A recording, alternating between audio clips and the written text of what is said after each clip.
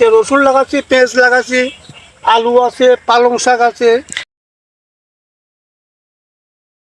সুপ্রিয় দর্শক মন্ডলী, এই মুহূর্তে আমি আপনাদের দেখাচ্ছি পেঁয়াজ। প্রতি জায়গায় যাদের আছে তারা এইভাবে পেঁয়াজ লাগাতে পারেন। যারা বেকার ঘুরছেন এখানে সেখানে পেঁয়াজ রসুন লাগাতে পারেন। আমার চারপাশে দেখেন বেড করা আছে, এখানে পেঁয়াজ রসুন লাগানো হয়েছে। কেননা পেঁয়াজের যে দাম, যদি আপনারা এর আবাদ করতে পারেন তাহলে অন্তত আপনার পরিবারকে পেঁয়াজ আর রসুন কিনে খেতে হবে না।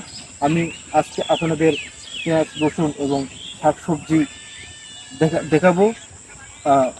অবশ্যই আপনারা বাড়িতে এগুলো লাগাতে পারেন এবং খেতে পারেন। সুপ্রিয় দর্শক মণ্ডলী, এই মুহূর্তে আমি রয়েছি সিংড়া উপজেলার 12 নং রামানন্দ খাজরা ইউনিয়নের কই গ্রামে। কথা বলছি কৃষক শামসুল ইসলামের সাথে। কেমন আছেন আপনি? আলহামদুলিল্লাহ, আল্লাহ ভালো রাখছে।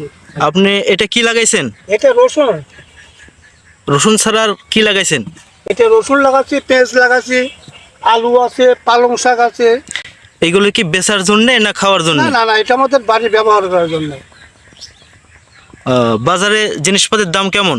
ডালের পাশে জিনিসপাতির দাম, রসুন কিনছি হলো 250 টাকা করে, পেঁয়াজ কিনছি হলো 250 টাকা করে। অর্থাৎ বাজারে জিনিসপাতির দামের জন্যই আপনারা এইগুলো লাগাইছেন? জি জি জি জি জি, এর মধ্যে খাওয়া লাগে বাড়ির।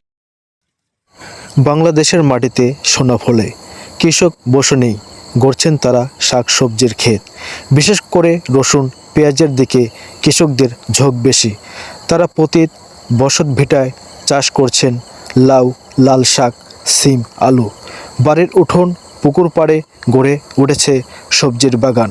সবজির দাম বেশি হওয়াতে কৃষকরা চাষে ব্যস্ত। গ্রামের প্রতিটি পরিবার তাদের পতিত বসতভিটা এভাবেই গড়ে তুলেছেন সবজির বাগান। দূর হবে পেঁয়াজ রসুনের অভাব।